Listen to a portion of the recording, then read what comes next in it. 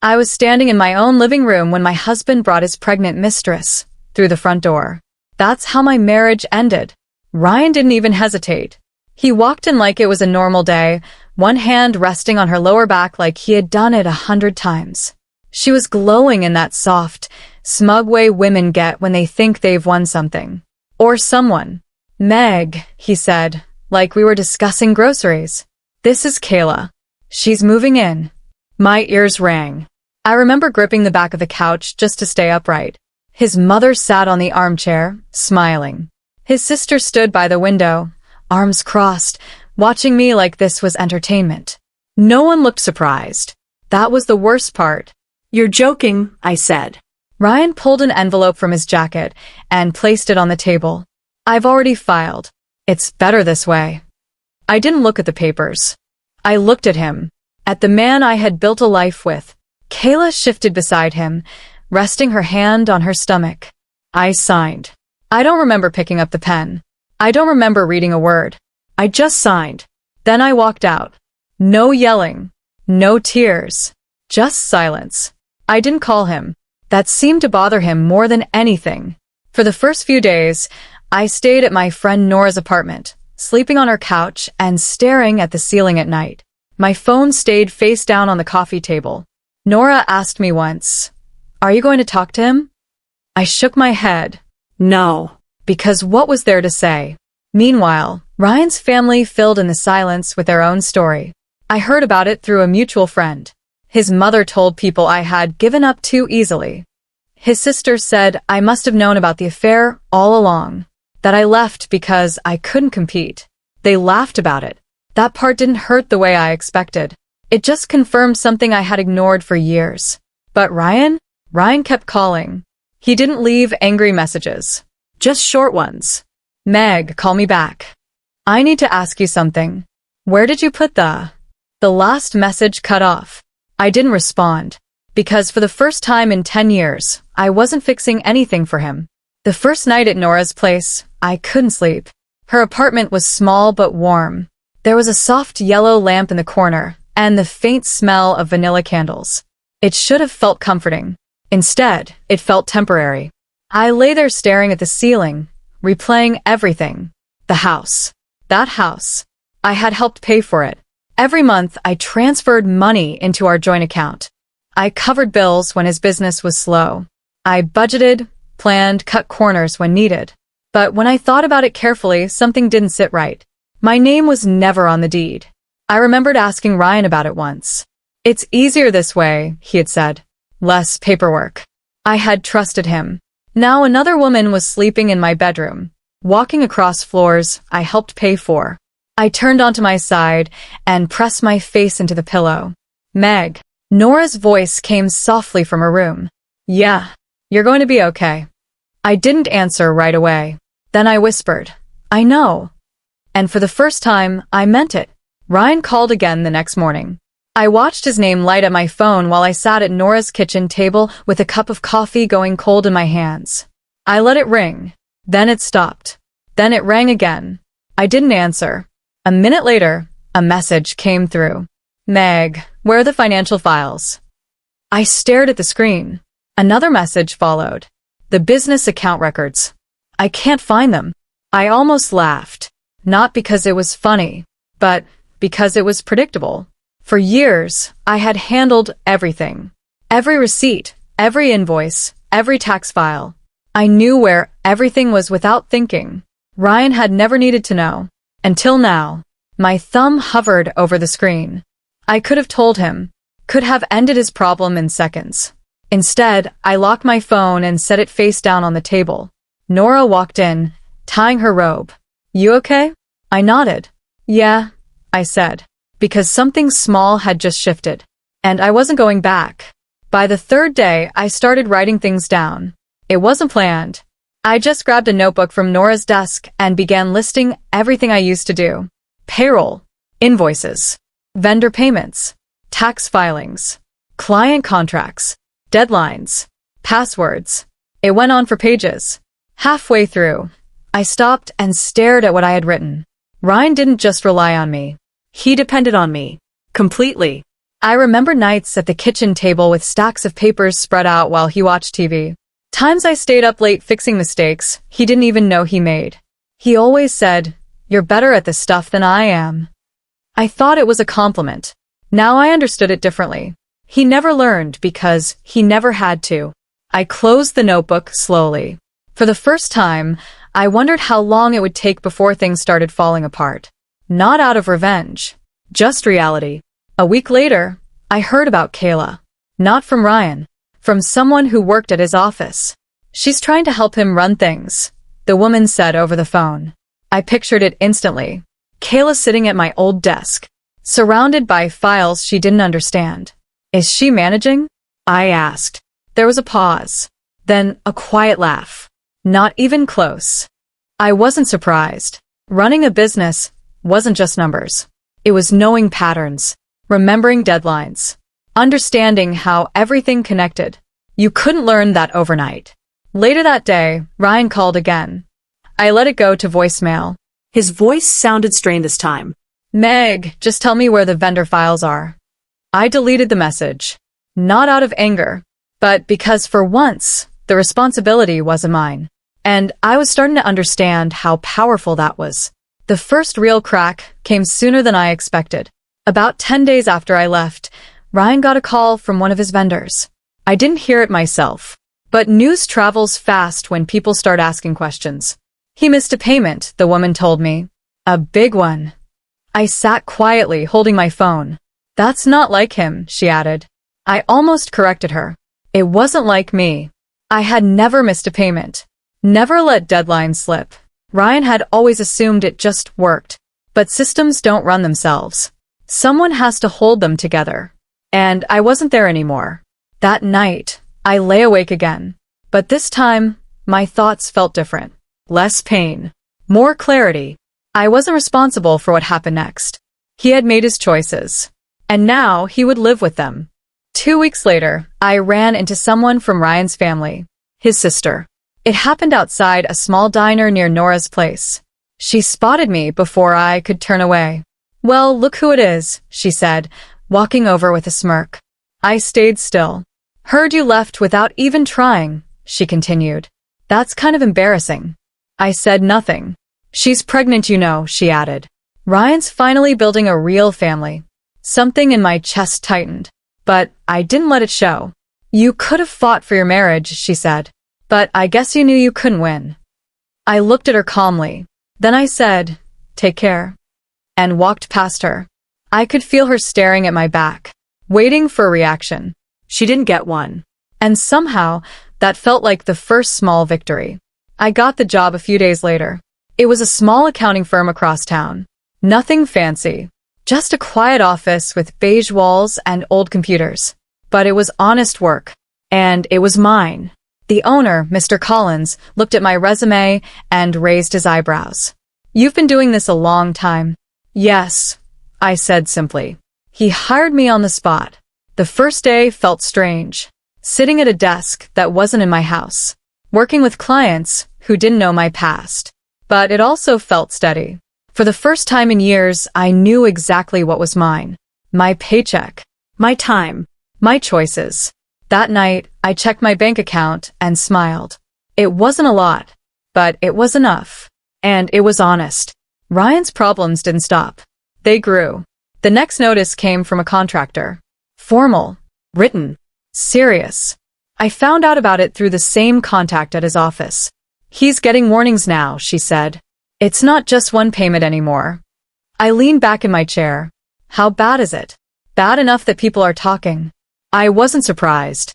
When systems fail, they don't fail quietly. They collapse in layers. First small mistakes. Then missed deadlines. Then bigger consequences. Ryan had built his business on the surface. I had held up the foundation. And now the foundation was gone. That night, I didn't feel angry. I felt distant. Like I was watching something from far away. Something that used to be mine. But wasn't anymore. Kayla started asking questions. That part didn't surprise me either. According to what I heard, she had begun noticing things. Bills piling up. Emails marked urgent. Ryan staying up late, stressed. "Is everything okay?" she asked him one night. Of course, he said. But she didn't believe him. Because the signs were everywhere. You can only pretend things are fine for so long. Eventually, the truth shows up in small cracks. And once you see those cracks, you can't unsee them. Their arguments started quietly, then grew louder. Not that I was there, but people talk. And stories spread. I didn't need details. I already knew how it would unfold, because I had been the one holding everything together. And now no one was. Ryan called me again. This time, I answered. Not because I wanted to, but because I needed closure. Meg, he said quickly. Thank God. I need your help. I stayed quiet. Just tell me where the files are, he continued. Or how to fix this. It's getting complicated. I could hear the strain in his voice. For a moment, I remembered the man I used to love. Then I remembered the living room, the papers, the silence. You should hire someone, I said calmly. Meg, I'm not part of your business anymore. There was a pause. You're really going to do this? He asked. I took a slow breath. I already did. Then I hung up. And just like that, whatever was left between us finally ended. That night, I went through my old email account. I hadn't opened it in weeks. Not since I walked out of that house. At first, I was just looking for closure. Something to remind myself that I had done the right thing. But then I started noticing things. Small things. Transfers that didn't match invoices. Payments sent twice. Amounts rounded in strange ways. My chest tightened. I pulled out my old notebook and began writing again. Date. Amount. Vendor. At first it felt like coincidence. Then it started forming a pattern. Ryan hadn't just been careless. He had been cutting corners. For months. Maybe longer. I leaned back in my chair, staring at the screen. This wasn't just about missed payments anymore. This was something deeper. Something he probably didn't even realize the full weight of. I closed the laptop slowly. For the first time, I felt something close to fear. Not for him, but for what was coming. 2 days later, Ryan received an audit notice. I didn't see it myself, but I heard about it almost immediately. They're reviewing his financial records, my contact said quietly. It's official. I sat very still. Is it serious? I asked. Yes. That was all she needed to say. Audits don't happen for no reason, and they don't go away easily. Ryan, of course, acted like it was nothing, at least in public. He told people it was routine, that everything was fine, but behind closed doors, he stopped sleeping. He started snapping at employees. And Kayla? She began watching him more closely. Because when a man says everything is fine while everything is clearly falling apart, people start asking questions. I didn't feel satisfaction. Not yet. Just a quiet, steady sense that the truth was catching up. The business started bleeding after that. Slow at first. Then faster. Clients began pulling out. Not all at once. Just enough to hurt. A delayed project here. A missed deadline there. Word spread. Ryan's company isn't as reliable as it used to be. That sentence alone can destroy years of work. I heard about it during lunch one day at the office. 2 coworkers were talking about a contractor losing jobs. I didn't say a word. I just kept eating, because I already knew the story behind the story. Cash flow tightened. Payments got delayed again. And when money stops moving, everything else follows. That night, I sat on Nora's balcony and looked out at the quiet street below. Cars passed slowly. Lights flickered in windows. Life kept going. Even when everything else was falling apart. The first public crack came at a job site. A supplier showed up unannounced, demanding payment, loudly, in front of workers. I didn't see it, but I could picture it clearly. Ryan standing there trying to keep his voice calm. The supplier raising his voice, pointing, refusing to leave. You owe me money, he said. Workers stopped what they were doing. Watching. Listening.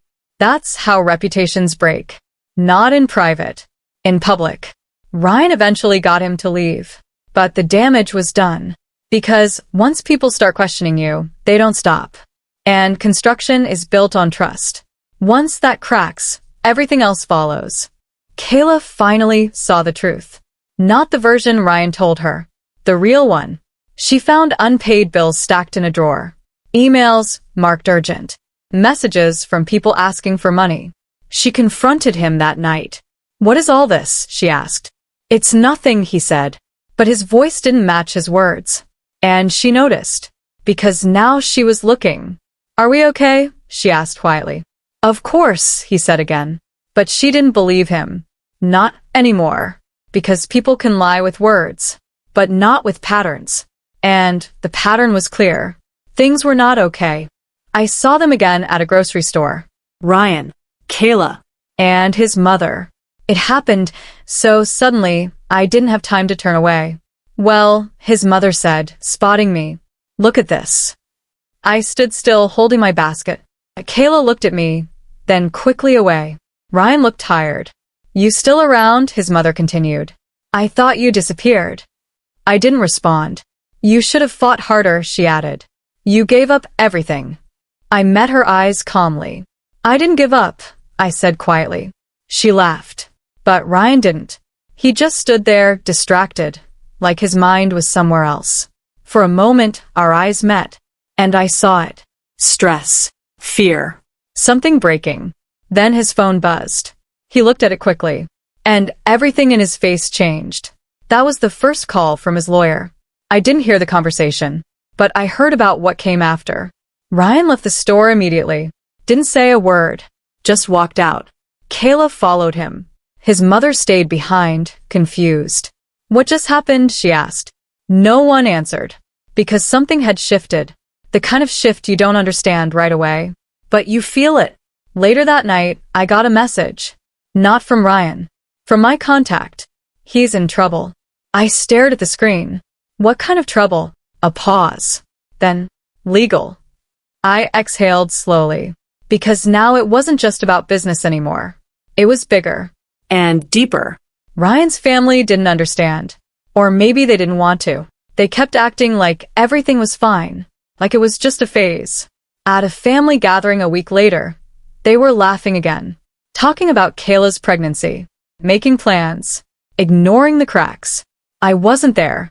But I heard about it. "They still talk about you," my contact said. "Like you're the one who lost." I almost smiled. Because they were still looking at the surface. And missing everything underneath. That's the thing about denial. It feels safe. Until it doesn't. The investigation deepened. Ryan was asked to provide records. Detailed ones. Not just summaries. Full documentation. The kind you can't fake. The kind you can't guess. And he didn't have them. Because he never handled them. I did. Deadlines were set. Then extended. Then set again. Pressure built. Because when authorities start asking questions, silence is not an option. You either answer, or you face the consequences. And Ryan was running out of answers. Kayla left. Quietly. No big scene. No fight. She just packed up and went. Took what she could. And disappeared. I heard about it a day later. "She's gone," my contact said. I nodded slowly. Not surprised.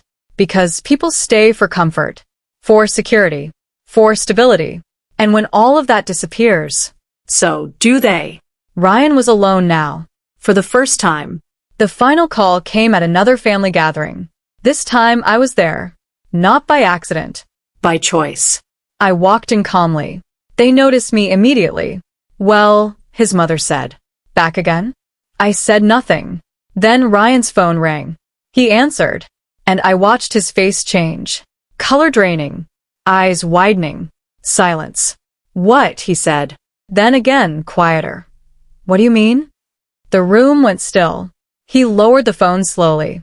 And, for the first time, no one laughed. Everything collapsed after that. The business. The reputation. The image. It all came down. Investigations confirmed what had been building. Financial mismanagement. Missing records. Unexplained gaps. Clients left. Accounts froze. And just like that, the man who once stood so confidently in that living room had nothing left. His family went quiet. The same people who once mocked me now avoided the topic completely. Because it wasn't funny anymore. Months later, I saw him again. He looked different. Not broken, but smaller. Meg, he said. I stopped. He hesitated. I made mistakes. I waited. I didn't realize how much you did, he added. I nodded once. Then I said, I did. He looked at me, searching for something. Maybe forgiveness. Maybe help. But I had neither to give. I hope you figure things out, I said calmly. Then I walked away. And this time, I didn't look back. Because I didn't lose anything. I just stopped holding up what was never mine to carry.